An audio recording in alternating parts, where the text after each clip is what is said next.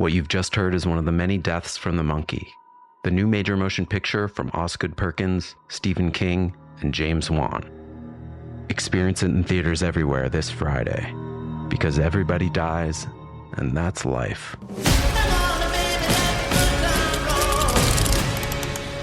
Let's have some fun.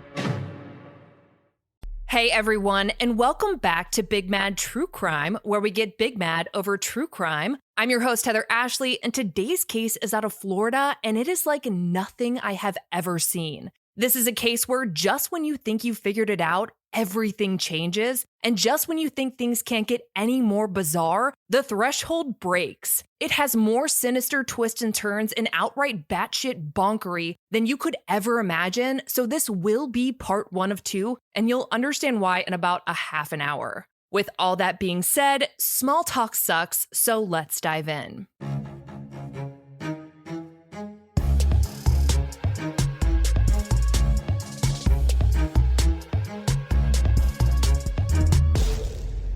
Joleen Cummings was a 34-year-old newly single mother of 3 boys, and in May of 2018 was still in the midst of finalizing her divorce. She and her ex-husband were doing everything they could to co-parent as well as possible, and both had emotionally moved on from the marriage. Joleen had the kids during the week while their father spent time with them on the weekends. It's hard to narrow down the exact custody agreement, but the average every other weekend seems to fit into what I found.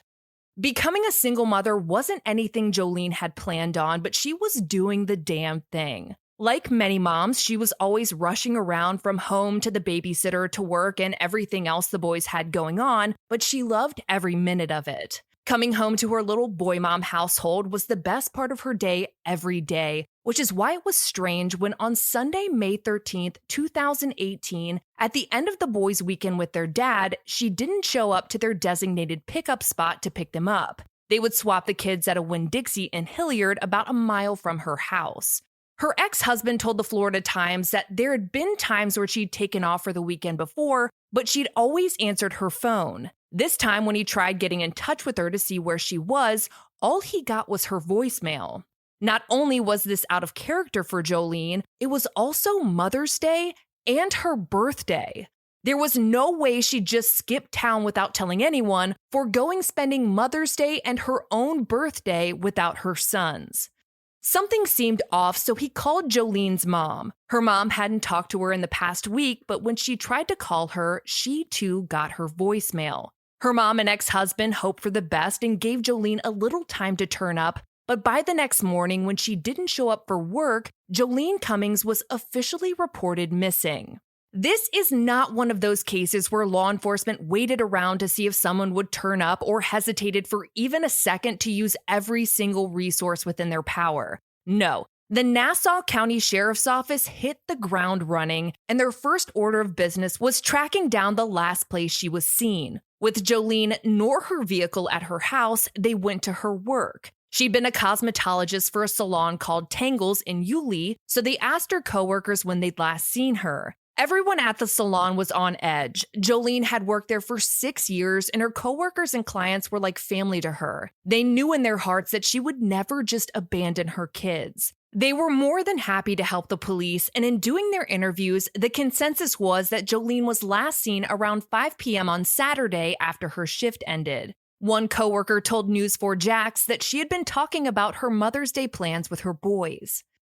After narrowing down the timeline to a 24-ish hour window, police set out to find Joleen's vehicle. It wasn't at the house and it wasn't at the salon, but if they could find it, maybe they could find her or at least get a better idea of where she might be. And frankly, it wasn't hard to find. Within a day, News4 Jax tweeted a photo of it parked awkwardly in a Home Depot parking lot just 2.5 miles down the road from the salon. Home Depot has one hell of a surveillance system, so if she had parked it there, it should be easy enough to determine. And the same goes for anyone else who might have done it. While investigators got copies of the surveillance footage, her vehicle was towed away to be processed by evidence techs. At this point, everyone in Yulee, Florida knew about Joleen's disappearance, and they were waiting on pins and needles for any updates. This is when all hell broke loose and the whodunit began.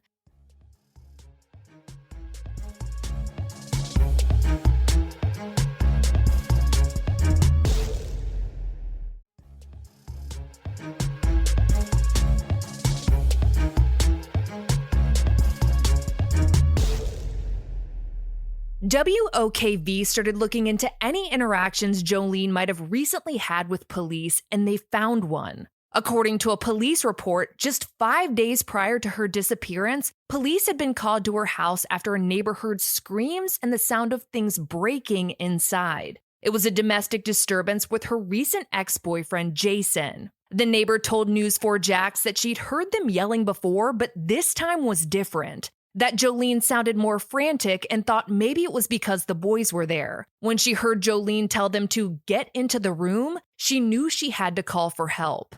According to that report, when deputies got there, she told them that her ex-boyfriend had asked to stay with her, and when she told him he couldn't, he got irate and started slamming things around and even broke some cabinets. They couldn't ask Jason his side of the story because he'd ran before deputies got there. He'd apparently already had a warrant out for his arrest. You can imagine that after that hit the news, all the side eyes were pointing at Jason. That side eye became more of a stare when the news broke that he had been arrested, but not for anything that had to do with Joleen. According to News4Jax, he was taken in on a probation violation that stemmed from a drug charge a year prior, along with possession of a controlled substance. He was held without bond and refused to answer any questions about Joleen, and the outlet reported that he actually demanded an attorney. This set a metric butt-ton of alarm bells throughout the community. People wondered what he was so afraid of if he didn't do anything. But just to play devil's advocate here, it is always smart to have an attorney with you during a police interview, regardless of whether or not you did it, especially when you have a record like his. It came as a shock to no one when the sheriff named him as a person of interest in Joleen's disappearance. But it did come as a shock when he said that Jason wasn't the only one they were looking at. If not Jason, then who? While all of this was going on, the sheriff's department got a tip. They wouldn't say what the tip was or where it came from, but it was credible enough for them to send a search team out to a wooded area between the Winn-Dixie, where she was supposed to pick up the kids, and her house. It seemed a little strange since all signs pointed to the 2.5 miles between the salon and that Home Depot, and this search was about 25 miles away from there, but a tip is a tip, and they were going to do whatever they could to find this mother of three and bring her back to her children. Unfortunately, the search came up empty. With no leads as to where exactly Joleen might be, the sheriff told News4Jax that there weren't any active searches going on for her at the moment. But that didn't mean that the investigation wasn't kicking ass and taking names. While investigators worked behind the scenes, Joleen's family made pleas to the public, hoping that their messages would hit the humanity button on the heart of whoever knew what happened to Joleen. First Coast News posted an audio message from one of her sons where he said, "I miss and love my mom. I want her to come back home. If you know anything about where my mom is, call the sheriff's office, please." In an interview with the station, Joleen's mother said that she couldn't even remember the time of day and that her emotions range from being angry, calm, and just numb. She said that her brain won't shut down and she can't sleep at night, wondering if Joleen was able to sleep. She said that she couldn't eat, not knowing if Joleen was able to eat. As this interview went on, the reporter brought up something that seemed to come out of left field. He asked about some screenshots that had been going around that looked like they were Facebook messages between Joleen and another woman. The cuss words are blacked out in the screenshots and there are some misspelled words, but I'm gonna do my best here. One message to Joleen said, "Get a life, bitch. Now I'll come introduce myself to your ass. I'll meet you soon." The other message from the woman was a little bit hard to understand, but it ended with, "No one will realize you're missing," which are some pretty haunting words considering the circumstances now. Joleen's mom told the station that she'd only heard about the messages from the news and that she didn't know who the woman was and that she has no words. Is it possible that this mystery woman is that other person of interest? On May 19th, 2018, another tip came into Crime Stoppers, and once again, it was credible enough for the sheriff's department to send out a search team. This time, News4Jax reports that 9 deputies on horseback searched another wooded area about a 1.5 miles long that again backed up to where she lived. That search didn't lead to anything, but later that day, another team was sent out to search an area about 10 miles southeast in the actual middle of nowhere. I'm talking woods as far as you can see and maybe one house every half a mile or so. Unfortunately, that search came up empty as well, and people started to wonder if someone was sending investigators on a wild goose chase. A few days passed with no real updates until May 21st. After a week without any signs of Joleen, investigators went back to where it all began, the hair salon, which had been closed since Joleen went missing. This time, they came with backup. Action News Jax took a photo of a CSI van that was parked out back. This wasn't just some follow-up or blind lead. They were looking for something. The sheriff's department spent the day processing the salon, and once again, the community was left waiting for answers. What did that CCTV from the Home Depot show? Did they find anything in Joleen's car? What were they looking for at the salon? It only took 2 days to get some kind of answer, and it was a grim one. On May 23rd, the sheriff announced that they have reason to believe that Joleen is no longer alive. Without a body, you have to wonder how they came to that conclusion. There was no indication that they'd found her body, so did they find evidence of fatal blood loss? And if they did, where did they find it? All signs pointed to the hair salon, and all those side eyes pointed at Jason had a new person to focus on. Investigators asked that anyone who'd seen a 43-year-old woman named Jennifer Seibert or her 2016 Kia Soul in the days prior to Joleen's disappearance to please contact them because she was now a suspect. I've said this before and I'll probably say it a million times, but the difference between a person of interest and a suspect is huge. A person of interest is anyone law enforcement is interested in speaking to or investigating in relation to a crime. But a suspect is someone they suspect is involved in it. It's a bold statement to make, and law enforcement doesn't make it unless they're pretty confident. And they were confident. This Jessica Seibert woman was the one who had dropped off Joleen's car at the Home Depot. After doing that, she walked to the back of the parking lot and into a gas station right by the road. According to a witness statement obtained by News 4 Jax, she then asked an employee if she could use his phone to call a cab to take her to a Planet Fitness about a half a mile away. She told him that she'd been out drinking with friends and that one of her friend's exes showed up and that it wasn't good. While she waited for the cab, she begged the employee to stay with her and then asked him if he was a born-again Christian, but then started telling him about the effects of meth on the body because she'd spent a lot of time researching it. When the cab driver showed up, he flat out asked her why her friends didn't just drop her off a half a mile down the road instead of the gas station, and she told him that they didn't have gas. Seems like that'd be the ideal place to get it since she was about to pay $20 to go somewhere within walking distance, but a fare is a fare, so he actually drove her down to a barbecue place right beside the salon. According to ABC News, Jennifer was actually taken into custody all the way back on May 16th after they found her living out of her car at a rest stop 70 miles south off of I-95. She was charged with auto theft for stealing Joleen's car, but also faced federal charges after they found a fake passport on her. They'd had their eyes set on her since the very beginning and made sure they had her in custody while they continued their investigation.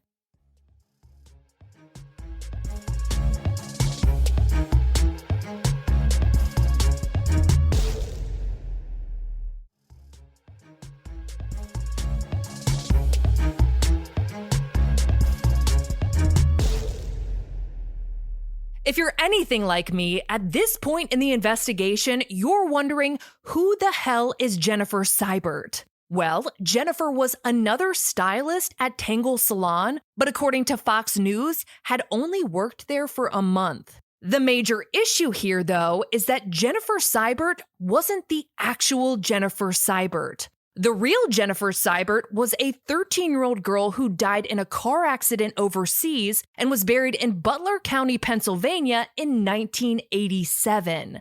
The fake Jennifer Seibert was actually Kimberly Kessler. Kimberly Kessler had gone missing from the same county in Pennsylvania 14 years prior. Her family hadn't officially reported her missing until 8 years after they'd last seen her. Members of Web Sleuths were able to find a copy of Kimberly's missing persons flyer from back in the day that said she'd gone missing in 2004 under suspicious circumstances and also went by the name of Pamela Kleber. So that's 3 names at this point. While you digest all of that, I'm going to go ahead and sum up this true crime tornado for you. Kimberly Kessler, who had been missing for 14 years, stole the identity of a dead 13-year-old girl and was now in police custody in Florida after stealing the vehicle of Joleen Cummings, who was presumed dead. Kimberly was the employee who had told police that Joleen was last seen leaving work at 5 p.m. that Saturday evening. Now, I know we've talked about Kimberly's real name, Kimberly Kessler, and her 2 aliases, Pamela Kleber, as seen on her missing persons poster, and Jennifer Seibert, which she took off of a tombstone, but there were more, way more. At a press conference about this break in the case, police begged the public to come forward if they'd had any contact with her, and in order to do that, they had to release every alias in every city that she was known to have lived in. In order to convey the sheer difficulty of this investigation, I'm going to go through both lists. They found records of Kimberly having lived in Butler, Pennsylvania, Phoenix, Arizona, Virginia Beach, Virginia, Portsmouth, Virginia, Wilmington, North Carolina, Tampa, Florida, Tallahassee, Florida, Arden, North Carolina, Baytown, Texas, Rochester, Minnesota, Smithfield, North Carolina, St. Augustine, Florida, Fernandina Beach, Florida, Clearwater Beach, Florida, St. Petersburg, Florida, Little Rock, Arkansas, Oviedo, Florida, Boca Raton, Florida, Mission, Kansas, Overland Park, Kansas, Nashville, Tennessee, Leesburg, Florida, Jacksonville, Florida, Lakeland, Florida, Dublin, Ohio, St. Louis, Missouri, Minneapolis, Minnesota, Asheville, North Carolina, Vermont, Arden, North Carolina, Waco, Texas, Aurora, Colorado, and Pittsburgh, Pennsylvania. On top of trying to track down where she was and what she was doing in all of those cities and states, they had to track her down using each of the following aliases. She went by Christina Melissa Brooke, Krista Brooks, Christina Young, Melissa McKernan, Melissa Losi, Pamela Kleber, Pamela Cleaver, Pamela Jean Cleaver, Pam Cleaver, Jennifer Marie Seibert, Jen Lee Seibert Allen, Jennifer Marie Allen, Jen Seaver Allen, Jennifer Sebring, Marie Seibert Stone, and Mia Stone. In my unprofessional opinion, it looks like a lot of her aliases came from getting the original one wrong and then rolling with it, aside from one where it just looks like she saw a car she liked and was like, that's the one, you're gonna be my new name. As a side note, no, you're not the only one wondering if she was a serial killer. An article came out about a source telling an outlet that the FBI contacted them and said that they were investigating her to see if she was one, but I couldn't verify the validity of that source, so I'm not including that whole shebang. You can see now why there was a press conference for this. They wanted people in every city and every state to see her face and know her names. And it worked. People started coming out of the woodwork who'd known her throughout her travels as the disappearing woman, and hot damn, it got so fucking weird.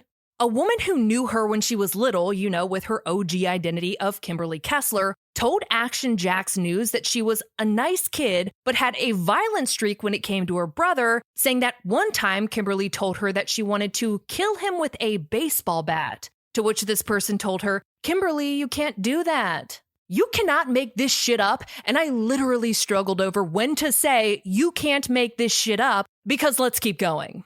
An ex-boyfriend from back in 2004 told Bridget Matter of Action Jack's News that Kimberly would go into fits of rage that were so bad that she would fall onto the floor and rock back and forth in the fetal position. He said that she couldn't hold down a job and had 11 of them in 1 year, and that he'd actually moved 500 miles away just to get away from her and is still looking over his shoulder. Next on the list of people who knew her were the instructors and students from the school that she got her cosmetology license from in 2014. Initial reports came out from First Coast News that the instructor said that she was strange, but that doesn't even begin to cover it. One student said that she would drink mouthwash and that they would find her hiding in cabinets. When they asked her what she was doing, she would say that she was just seeing if she could fit. Keep in mind, this woman was close to her 40s at this point. Another student told the outlet that she had come to school with a sunburn one day and that Kimberly asked if she could keep some of the skin that was peeling off. I tried to think of why in the born identity fuck this woman would want to keep someone's skin, and I got caught between collecting, eating, and planting. So now I'm sitting here worrying about protecting my sunburns at all costs. The most recent account of Kimberly's employment fuckery came from that barbecue place right beside the hair salon. The same one that the cab driver had dropped her off at after she ditched Joleen's car at the Home Depot. The owner of the barbecue place told Action Jack's News that Kimberly had only worked there for a week, and he was still unfortunate enough to watch her eat an entire pound of beef using only her hands, and that she quit after getting into an argument with a coworker about sliced lemons.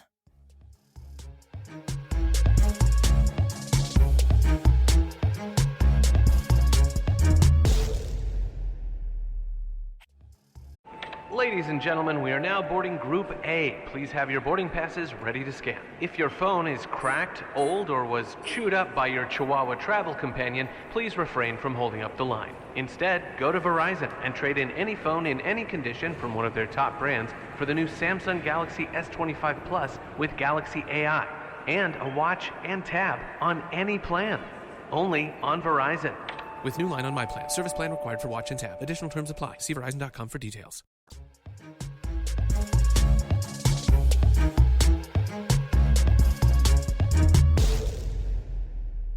Joleen's family and the community surrounding Yulee was processing an immeasurable amount of information at this point. As fucking wild as this investigation had turned out to be, they tried their best to focus on the only thing they could: the search for Joleen.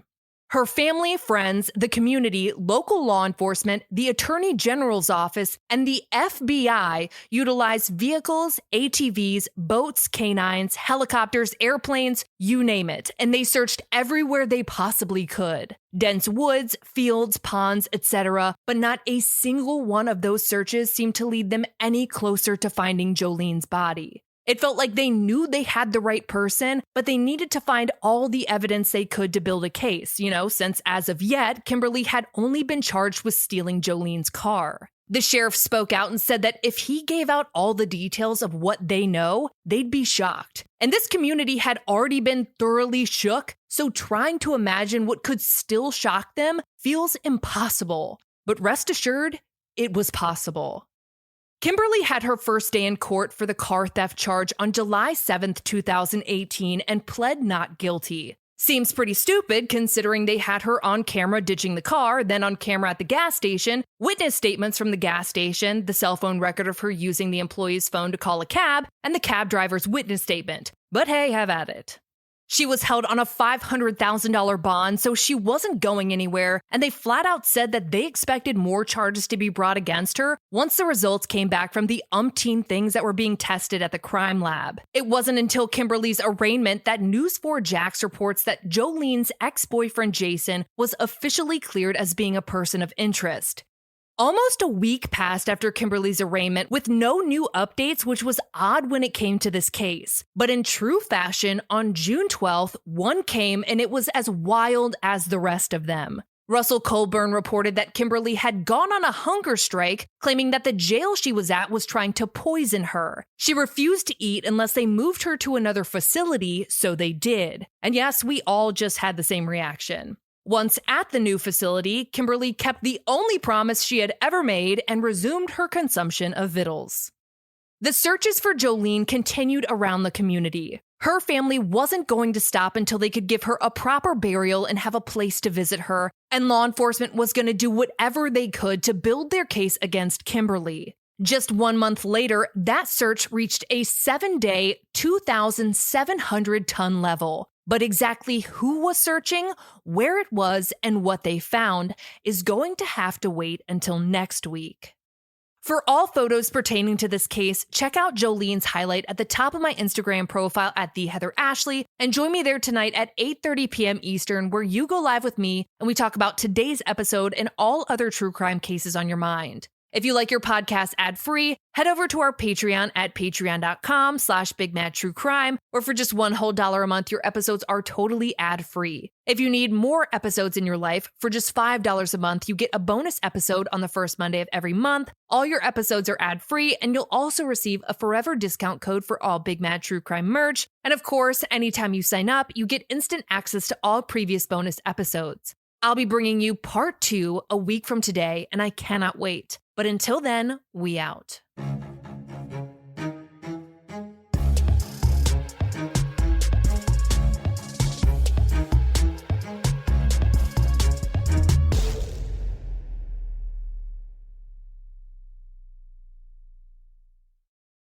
Master of horror Stephen King raves about the monkey. You've never seen anything like it. It's insane. The monkey that likes killing our family, it's back. Critics are calling it the most fun horror movie in years. It's a bloody, bloody, bloody fun time. Dad, I'm scared. I know. From producer James Wan and Longlegs writer-director Oscar Perkins comes the horror movie event of the year, The Monkey. Rated R. Now playing in theaters.